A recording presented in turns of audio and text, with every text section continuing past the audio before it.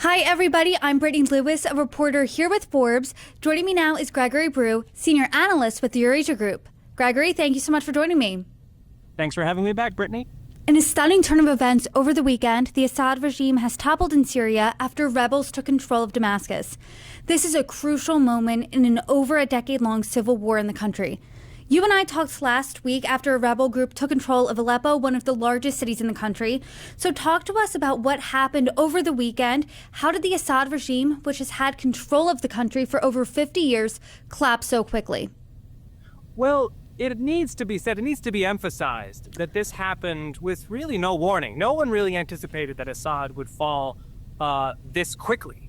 I mean, just last week, his forces were falling back in the north and east of the country. It looked likely that he was going to try to hold on to Damascus or the areas where his regime had historically enjoyed support in the western parts of the country. But that didn't happen. Instead, the Syrian army, Assad's base of support, just melted away. There was really no resistance in any areas that had previously supported him. His position collapsed in a matter of days. There was actually very little fighting. The rebels were able to advance rapidly across territory and faced very little opposition. In most areas, they were welcomed by communities that had either been oppressed by the Assad regime or had given up support for the government. So the speed with which Assad's position collapsed was hinted at last week, but became very clear over the weekend. The rebels were able to enter Damascus. Assad has reportedly fled to Russia. His government collapsed in a matter of days. So let's first look at Assad. As you noted, he and his family has reportedly fled to Russia. What happens to them next and their legacy? Well, the Assad family, Bashar and his father Hafez, had ruled Syria for over 50 years through essentially what was a military dictatorship. They controlled the army, a repressive apparatus that was brutal, imprisoned thousands, tortured people, really just a terrible regime that was able to hold on to power through authoritarian means. They controlled the military, sections of the economy.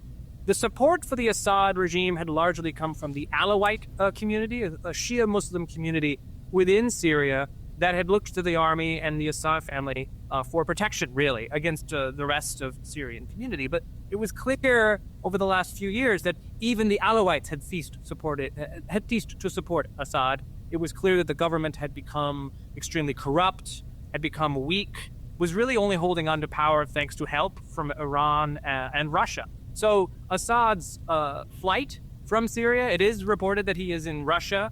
He is in Moscow. He has sought asylum there. Whether he remains in Russia or remains safe and sound in Russia is something of an open question. But it does mark the end of a brutal chapter in Syrian history and suggests a period of transition. So let's talk about this period of transition and what it actually looks like, because as you noted, Assad was a brutal, oppressive dictator. Communities were welcoming these rebels in after, their offensive. So what is this next chapter? What does that look like? What is the future of Syria?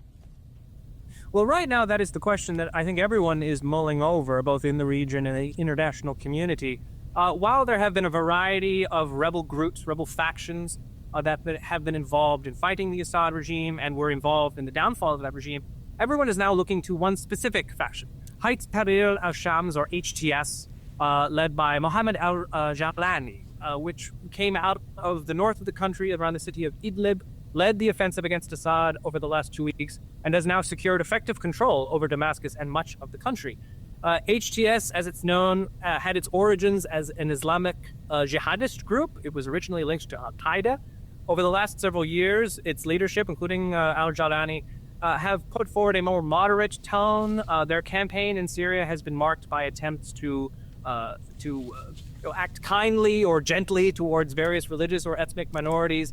HTS is not taking the kind of radical Islamic position that it has in the past. That is likely a tactical move, right? This is a group that now seeks to control Syria, seeks to put a new government in place. Whether they hold to this new moderate position or fall back on the original tenets that the group was founded on remains an open question. Actors are watching to see what kind of government emerges in Damascus and what kinds of relationships it chooses to forge, both in the region and within the multitude of groups active in Syria.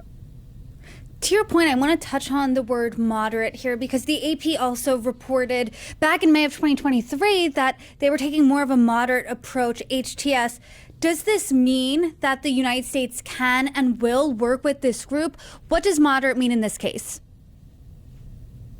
Well, it is the crucial question. Is this real moderation? Is this a group that has gone back on its original, more violent, more exclusionary rhetoric and ideology? Is it willing to work to reconstruct a new, peaceful, and hopefully democratic Syria at peace with its neighbors and with itself? That, I think, is the question that the United States is focused on. Of course, the Biden administration is only in power for another 6 weeks or so and will hand off the issue to the Trump administration. It remains unclear precisely what kinds of policies the Trump administration plans on taking in Syria. But if the HTS group makes concrete, clear signs that it plans a democratic transition, that may create space for sanctions relief, for the changes in designations. Right now, HTS is regarded as a terrorist organization by the United States, Turkey, and others. If there are clear signs that HTS plans on putting together a secular, democratic, and liberal government in Damascus, then that could create space for more positive relations. But right now, the U.S. is watching things very closely, and no clear decisions have been made. I want to talk about perhaps the mixed messages from the United States. Now, in terms of Biden and Trump, President Biden said this after the Assad regime toppled over the weekend. Quote, "We're clear-eyed about the fact that ISIS will try to take advantage of any vacuum to reestablish its capabilities and to create a safe haven. We will not let that happen." And Donald Trump posted this on social media: "This is not our fight." So what are your thoughts on the different tones between the current president, who's only in office for a couple more weeks, and President-elect Donald Trump? Well, in the case of the Biden administration, the focus on Islamic State, on ISIS, is actually, it's expected, it's anticipated. The U.S. has around 900 troops in eastern Syria. They've been there for several years. There is a U.S. commitment to combating ISIS. There have been ongoing operations to stop the resurgence of ISIS from the inner parts of the Syrian desert. And so the Biden administration's choice to emphasize the issue of ISIS, which is an issue that the region cares about, that is likely to matter in the future of Syria, that's not really a surprise, given the posture of the U.S. and the ongoing position that the U.S. has taken vis-a-vis the Syrian crisis.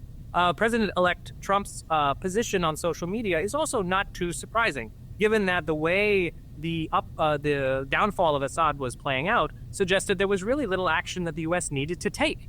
I think his words suggesting that this was not our fight were meant to imply that the U.S. didn't need to take a role in the downfall of Assad. Now, the question of whether the U.S. takes a role in supporting or working with the new post-Assad government, I think that is an issue that President-elect Trump and his team will have to grapple with next year. There will be the issue of whether the U.S. withdraws from Syria, which Trump attempted to do in his first administration.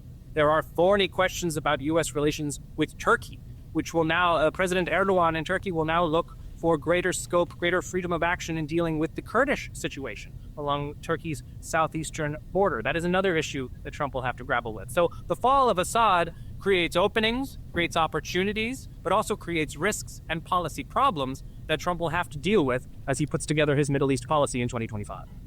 So let's talk about that first issue then. Let's say Donald Trump withdraws troops from Syria.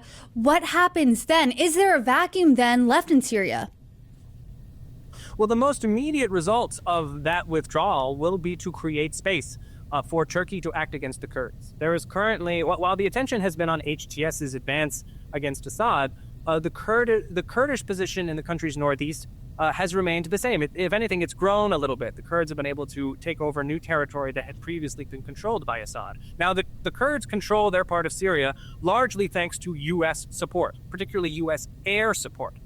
In the absence of U.S. support, they become much more vulnerable to Turkey, to Turkish-backed groups that are active in North Syria. It's an open secret that President Erdogan wants to expand military operations against the Kurds, create a cordon, essentially a buffer zone along the Turkish-Syrian border. That will become much easier to do in the event that the U.S. withdraws or backs away from supporting the Kurds. So that is a crucial question. If Trump decides to withdraw troops from Syria, it may create space for ISIS to return, but in more immediate terms, it will create complications for the Kurdish position in the northeast of the country. When you and I spoke last week, you said Iran, Russia, and Turkey are all major players in this conflict. How do those countries, their relationships with Turkey, change in light of the Assad regime falling? Well, the Turkish-Russian dynamic embraces a variety of different factors. There are Turkish-Russian issues that go back decades regarding navigation through the Black Sea, regarding relations in the Eastern Mediterranean. Erdogan will likely use the pressure that Russia is now under in Syria as a bargaining chip in attempting to pull concessions from Vladimir Putin on other issues. That being said, the Russian position in Syria hasn't quite collapsed as of yet. Russia has retained its military installations along the coast. It is forming something of a relationship with HTS. HTS appears to be treating the Russian presence quite gently. It hasn't really taken efforts to push the Russians out as of yet. But whether Russia is able to remain in Syria will depend on whether the new Syrian government permits Russia to remain. It is entirely possible that Russia will be squeezed out. Iran is an obvious big loser from all of this. Bashar al-Assad was Iran's major ally going back 45 years. Syria was really the only other country, the only other government in the Middle East that was consistently friendly to Tehran. The Islamic Republic spent years and billions of dollars propping up Assad over the course of his bloody civil war, and now he's gone. They've let him go. There was really no action taken by Iran to save Assad, and given that Syria has been lost, there's really no way that Iran can resupply its ally Hezbollah in Lebanon, suggesting that that position has been significantly weakened. Iran is arguably at a weaker point now than it has been for years, and that will trigger some pretty considerable changes in Iran's strategy moving forward. If you're thinking about the last year and a half, Syria has really been on the back burner in the international conversation when it comes to conflict in the Middle East. So, that has obviously changed in the past 2 weeks, seeing the stunning turn of events. So what specifically are you looking out for next?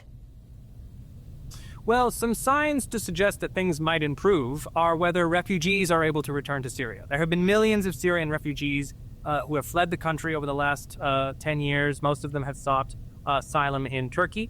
The Turkish government is very eager for those refugees to return to Syria, and if there is a new post-Assad government that is able to create a degree of stability within Syria, then that will create space for refugees to return. That's a potential positive aspect.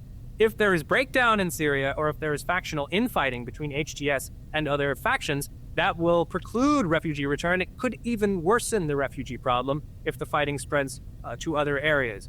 How the change in Syria affects regional dynamics, as I mentioned, Iran has been significantly weakened.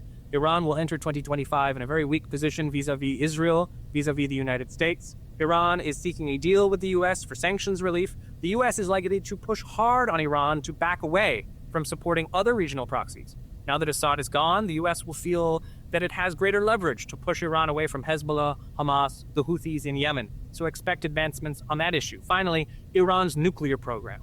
Shorn of its allies, on the back foot, weakened regionally, Iran will think long and hard about whether now is the time to construct a nuclear deterrent.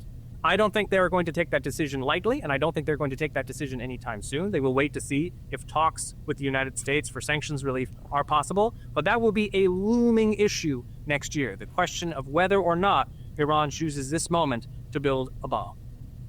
Well, there's certainly a lot to look out for, a lot of conversations to be had later this month in 2025, certainly.